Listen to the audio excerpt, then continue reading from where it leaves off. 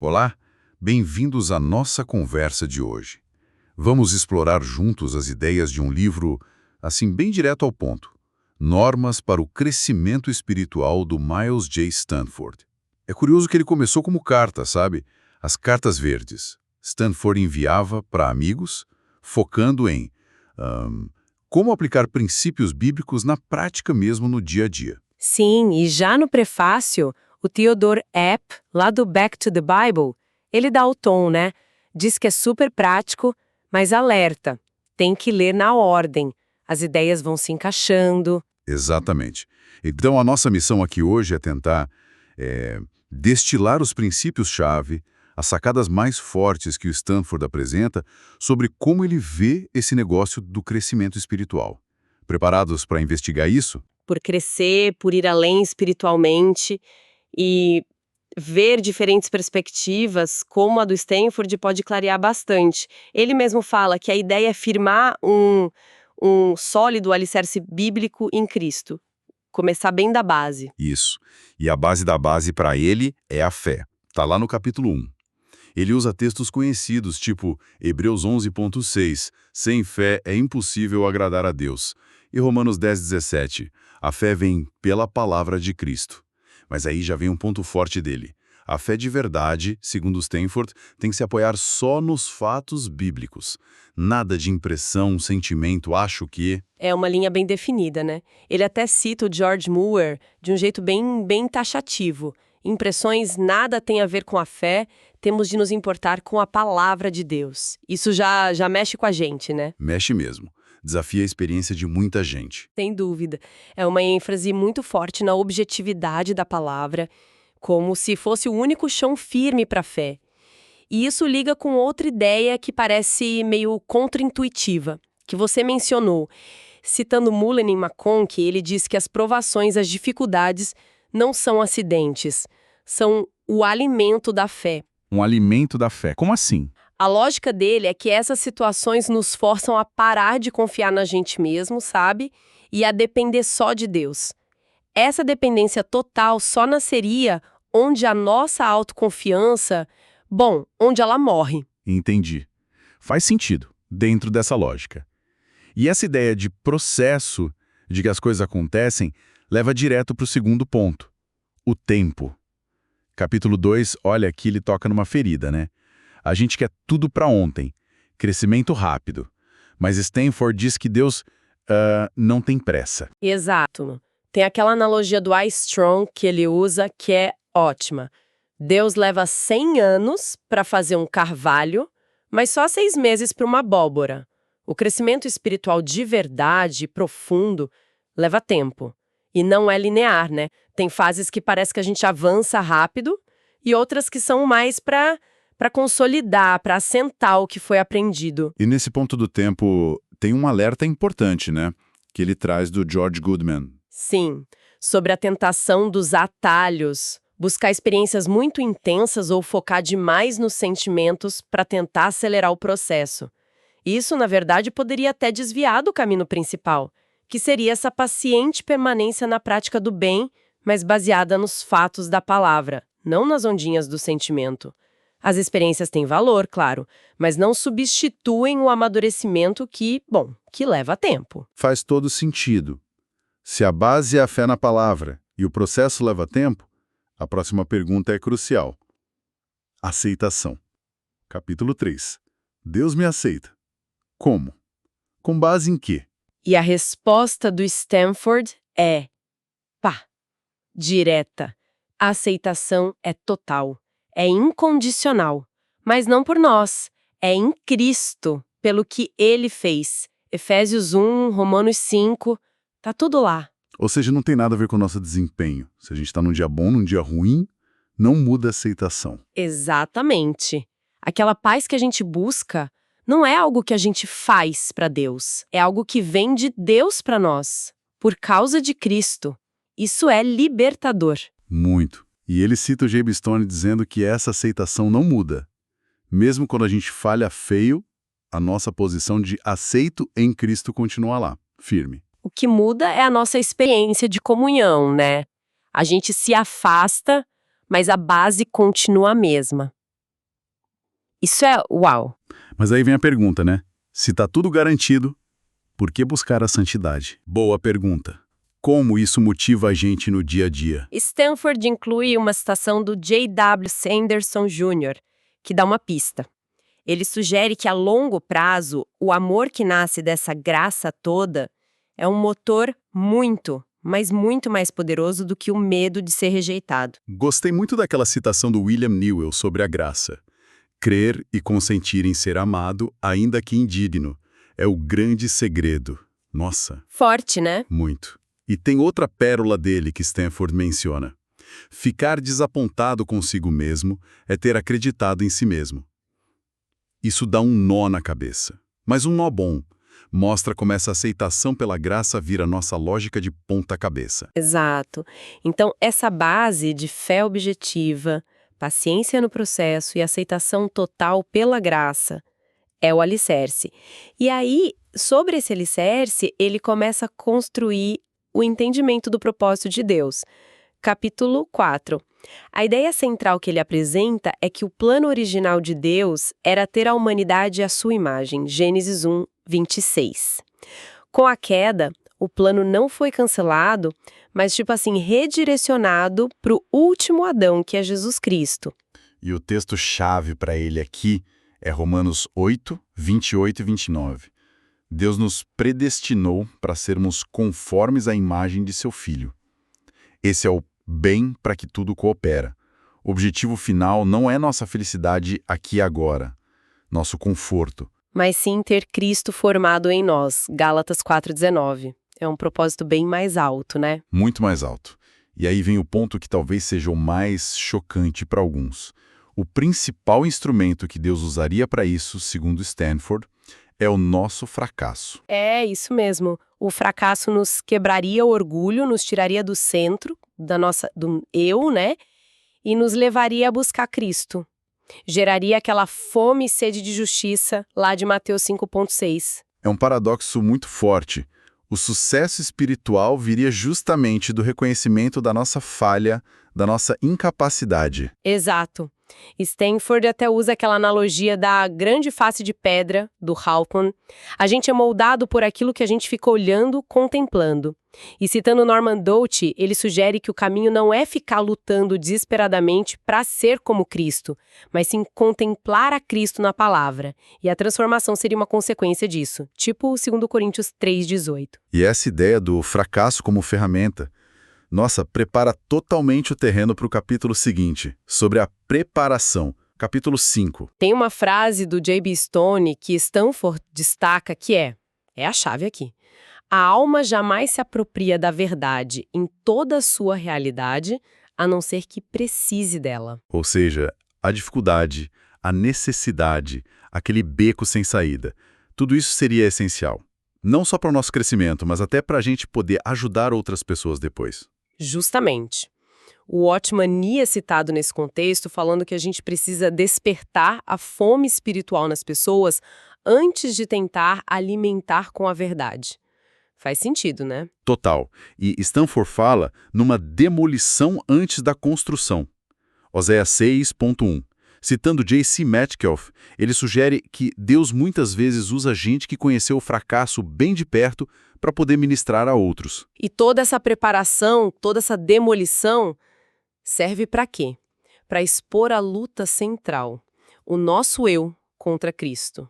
O fracasso pessoal não seria o fim da linha, mas parte da preparação de Deus para o sucesso dele em nós. Filipenses 1:6, 2:13. Percebe como tudo se conecta. O propósito, que é ser como Cristo, explica o processo. Deus usando as dificuldades, os fracassos na nossa preparação. Não são acidentes, são ferramentas. Intencionais. É uma mudança radical de perspectiva, né?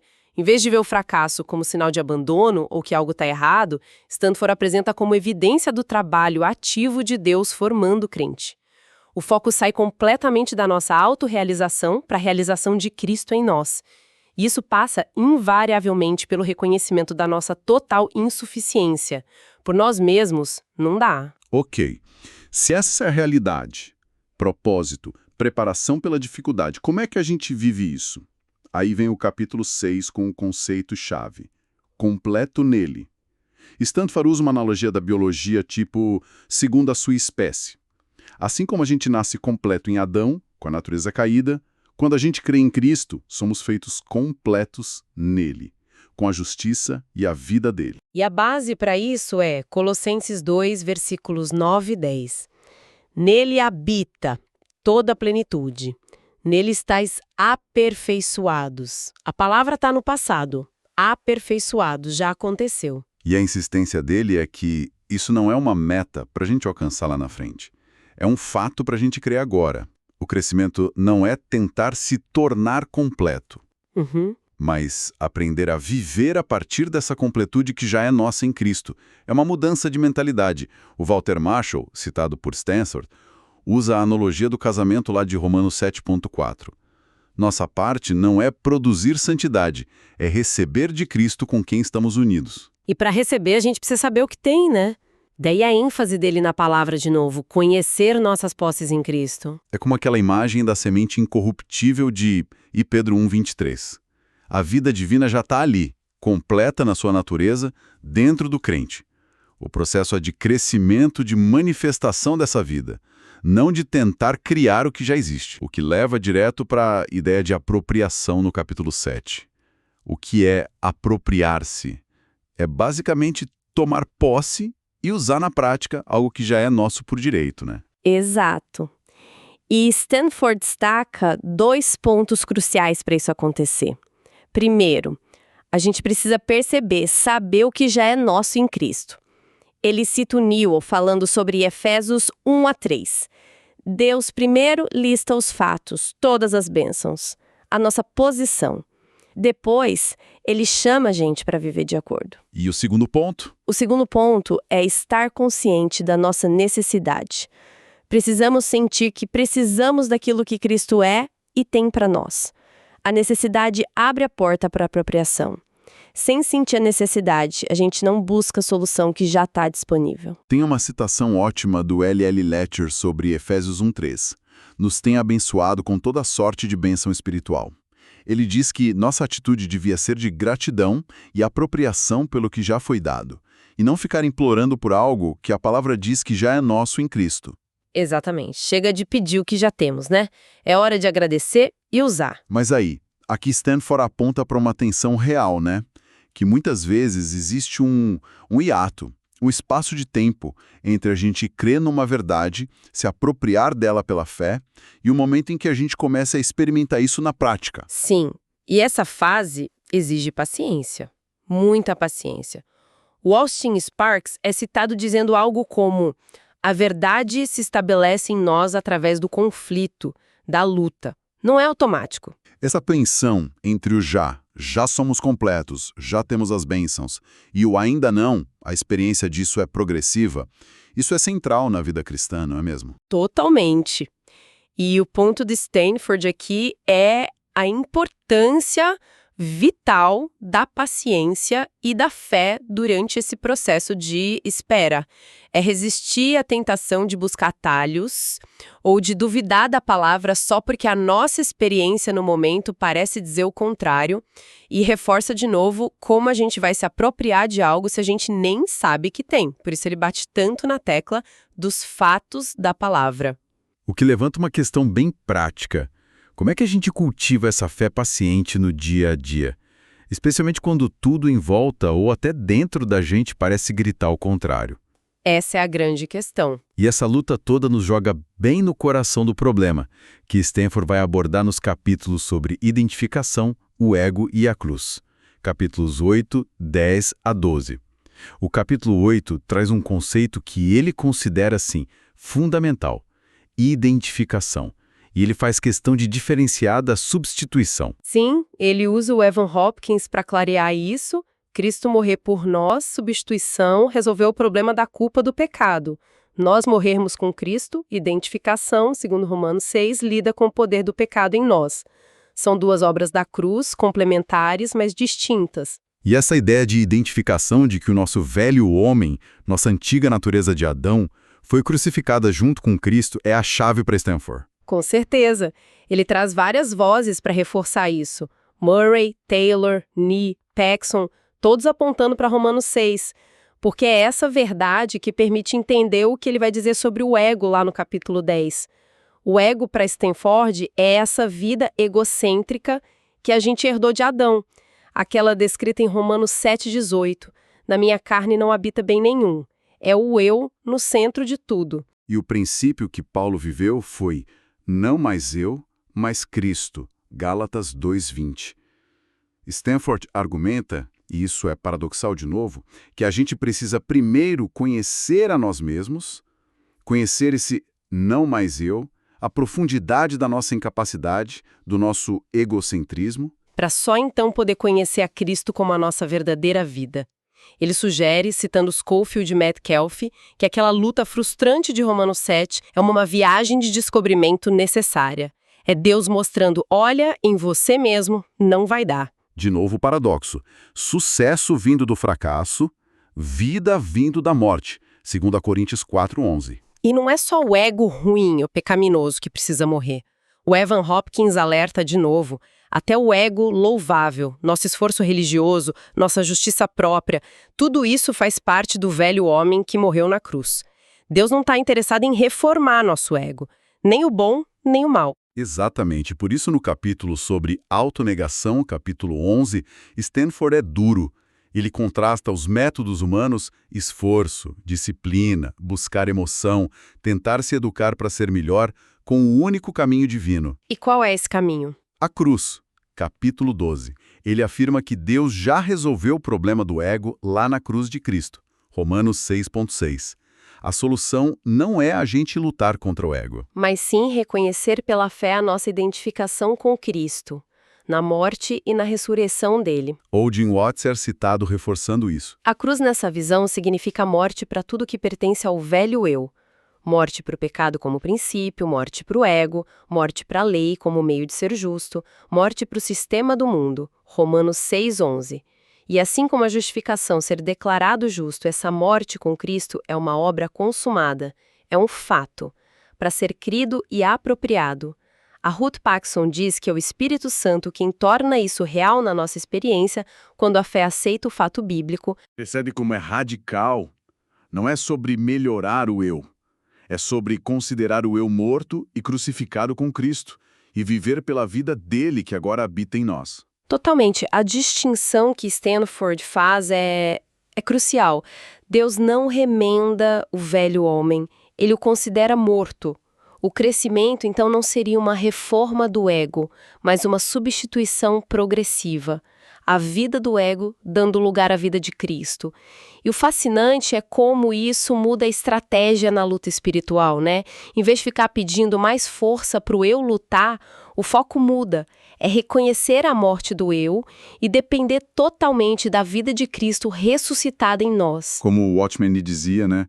Deus nos torna mais fracos em nós mesmos para que a gente possa ser forte nele. Faz todo sentido nessa linha. Exato. E como viver isso na prática? Os capítulos seguintes dão umas pistas. O discipulado, capítulo 13, é redefinido. Não é só seguir regra ou fazer coisa para Deus. É tomar a cruz diariamente. Lucas 9:23.